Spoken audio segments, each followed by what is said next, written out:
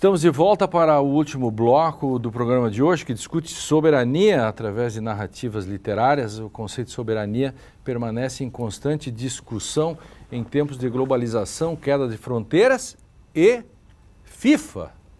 A gloriosa FIFA, que tem a maior soberania do mundo, que se um time entra em juízo contra contra a própria federação, ela pode ser descredenciada ou pela CBF e se não fizer, a FIFA pune. Como funciona isso nesse mundo contemporâneo? Aconteceu em 2005, quando um clube aqui do Rio Grande do Sul foi desfavorecido em nível nacional. Sim, o Internacional foi roubado no jogo contra o Corinthians e além disso, de tudo aquilo que aconteceu com aquele do Apito Gate. Sim. Exato, e um torcedor do Inter entrou em juízo e o Inter estava ameaçado, não é? De ser excluído. De ser excluído. Da Libertadores, e jogou depois, caso ajuizasse uma ação. Há uma exceção, para usar um termo agabeniano, né? Que vem, não é do Agab, mas que está na moda hoje pelo Agab, há uma exceção, uma suspensão do direito por essas... E isso é uma questão importante hoje. Essas instituições, esses organismos, outros que não os estados, ou que não os poderes soberanos... Que podem mais que os estados? Que podem mais. O caso da FIFA é um exemplo típico. Nós tivemos aí o ano passado a questão da Copa, a suspensão do estatuto do torcedor em nome da FIFA. Podia beber nos estádios? Ou seja, era uma decisão soberana, certa ou errada, de acordo. Era uma decisão, construção legislativa local, que foi suspensa em nome do quê? Em nome do interesse de não era nem da FIFA, era um patrocinador da FIFA que queria vender cerveja. Agora, eu vi há pouco nas Olimpíadas de Inverno, na União Soviética, ano passado, tinha uma empresa de cerveja canadense que patrocinava, ela botou umas geladeiras no meio só tinha que botar o passaporte que não era russo, para poder abrir a geladeira, para poder ter a cerveja. Que o russo não podia. O russo não podia tomar aquela cerveja. Bom, aí o Estado, determina sobre a conduta do seu cidadão, mas não sobre... O caso da Grécia... Não sobre a FIFA. Não sobre a FIFA. O caso na Europa... E aí o seu território, pouco importa seu território. E a Europa hoje é um exemplo também, a questão da Grécia, a crise financeira, onde a troika europeia, que é dominada por uma agência econômica, que domina a troika, que determina a legislação e os ajustes que devem ser feitos nas legislações locais, sobretudo no nome dos direitos sociais, que estão sofrendo muito em cima dessa questão, ou a partir dessa questão da crise econômica, etc., dos ajustes. Então, como pensar soberania hoje diante dessa multiplicidade de agentes e de atores, muitas vezes em contradição com as decisões que os estados nacionais têm. Antigamente, talvez há algum tempo, era muito mais simples, ou seja, ou era Estado, ou era no âmbito das relações internacionais, que se resolviam por um direito soft, do direito internacional, exatamente pela ausência de uma autoridade comum. No âmbito interno, aquilo que o Drayton falava antes, no âmbito interno, os conflitos que se estabeleciam no âmbito interno dos Estados são resolvidos pela autoridade. Você tem um direito, uma ordem jurídica, um sistema de justiça, que pode ser inclusive ativista ou não, mas há um sistema de justiça que decide. No âmbito internacional, não há um sistema de justiça, há uma guerra de estados, mas que também se buscou civilizar essa guerra com regras. As guerras são regradas, O grande problema, o que eu dizia antes, o terror não tem regras. E aí se criou o que fazer. Mas tu dizias antes... E o que fazer com o ISIS, por exemplo? Tu dizias, tem o terror, mas talvez reste uma esperança. Eu não sei se na atual circunstância resta uma esperança. Eu não sei se cada vez mais nós não estamos colocados diante de uma situação que é de se temer. Inclusive porque esse soberano já fica difícil de identificar. Nesse momento pode ser a FIFA nessa situação, mas na complexidade desse mundo globalizado, nós estamos nos curvando a quem? A soberania de quem? Isso me permite acrescentar, um mundo virtual também, a questão da... Sim, uma revolução da internet, a revolução tecnológica, que rompe com tudo. Rompe com a territorialidade, mencionada por ti anteriormente como a nota do Estado, As pessoas põem dinheiro nos bancos, de outros países, tem paraísos fiscais, lugares neutrais e principados, então, paraísos fiscais, as pessoas pegam o dinheiro está globalizado e também todo ele é virtual.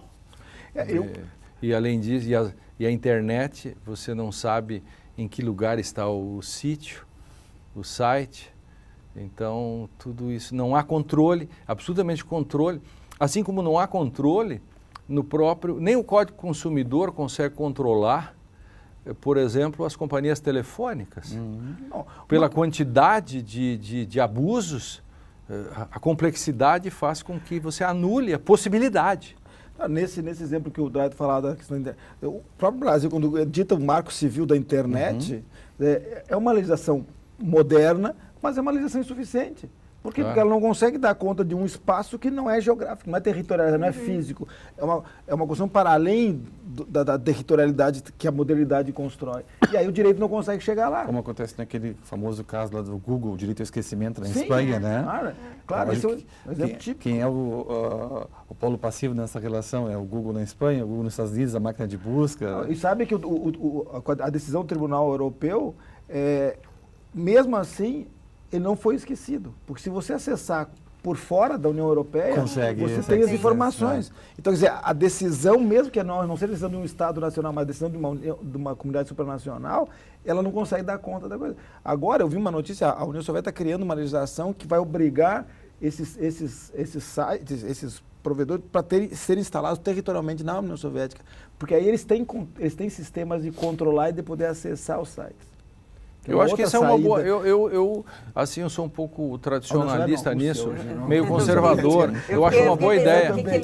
Mas eu acho uma boa ideia, porque hoje você tem que ter um modo de controlar, porque isso cada vez está ficando mais volátil, mais dúctil, você não consegue pegar, em que se você não tiver condições de fazer esse controle, você pode derrubar governos, você pode fazer tudo de forma virtual e você não sabe a origem. Quer dizer, você tem que ter um modo de saber a origem disso, você não acha? Quer dizer, claro que provavelmente o direito, o longo braço ou o curto braço do direito não vai conseguir pegar isso, mas há que ter o braço da política, então. Porque de algum modo o braço da política tem que intervir para salvar uma certa noção de soberania. Porque se não há mais soberania, se tudo é, nada é e vice-versa. O grande problema é como construir... Volta-se a um Estado pré-moderno. A própria a Saskia Sassen, aquela socióloga que... Ela é o exemplo típico da globalização, né? Porque ela é holandesa, casada com o Richard Senet, que é um americano, foi criado na Argentina e dá aula na França, né? Então ela é legítima global, né? Mas ela trabalha com essa ideia, ou seja, dessa interrelação entre um nacional, local, a territorialidade que ainda existe e um espaço que exatamente onde falta toda aquela institucionalidade que nós conseguimos construir modernamente no âmbito dos Estados nacionais, falta nesse espaço global. E aí você não tem como pegar, como alcançar esses conflitos que surgem nesse espaço. E aí vem as conquistas da modernidade que se espatifam assim tão facilmente, Draito. Com todos os problemas das promessas incumpridas, mas algumas conquistas acabam ficando absolutamente fragilizadas pela velocidade de uma espécie de não lugares, não comunicação, não direitos, e que formam esse caldo no qual nós estamos hoje, que é essa... eu diria, a própria noção de subjetividade, tão atacada, mas que tem seu valor não apenas histórico, mas sistemático, que é dilapidada, vamos dizer assim, por tendências que afirmam o desaparecimento do sujeito, e o sujeito com essa conquista moderna, e agora, ultimamente, com alguns pseudocientistas baseados na neurociência que querem destruir a noção de liberdade, que é uma noção fortemente moderna. E são pseudocientistas, porque entre os cientistas mesmos, é claro que a gramática da liberdade, da consciência, não é a gramática da neurociência. Perfeito. Não dá para confundir esses campos. Não dá para confundir. É mais ou menos como no direito, né, que as pessoas dizem que é um problema, como se o direito quer definir alguns casos como filosofia moral. Então, entre um juiz e um filósofo moral, eu prefiro um filósofo moral, então. Quer dizer, mas esse é um problema que tem que ser pela sociologia. Vou trazer um sociólogo, um doutor em sociologia, melhor do que alguém que não entenda, que é metido.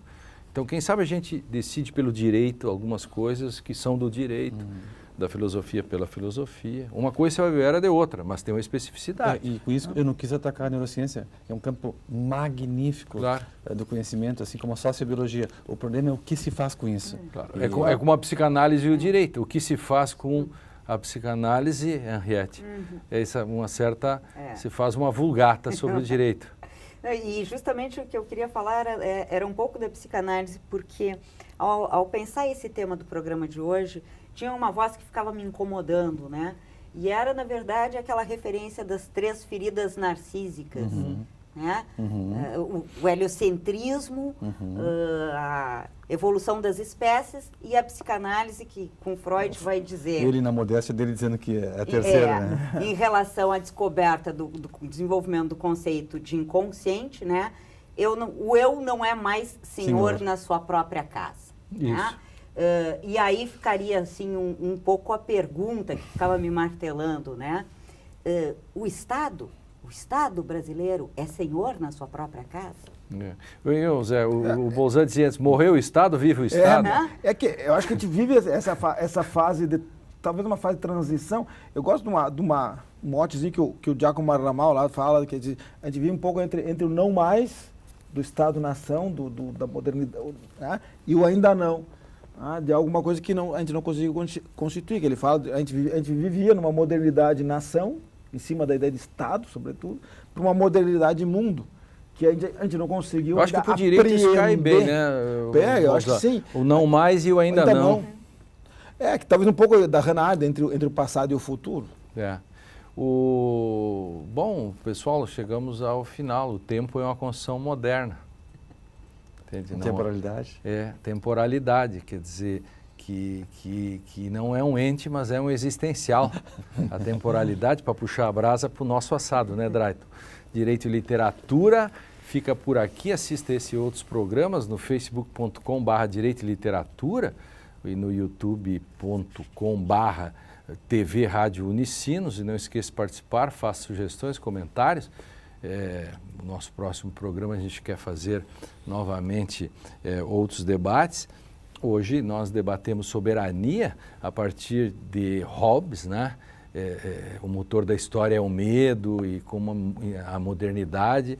O belíssimo Gulliver, eu sou apaixonado pelas viagens de Gulliver e o modo como acho que nós conseguimos construir o processo de interdição e o valor da modernidade com o ovo do netinho do rei, eu acho que fica bem marcado. E a questão do Argos, que é absolutamente contemporâneo. Eu estou ouvindo o bombardeio, né, de um país sobre o outro e a fragilidade do conceito de soberania. Até mais.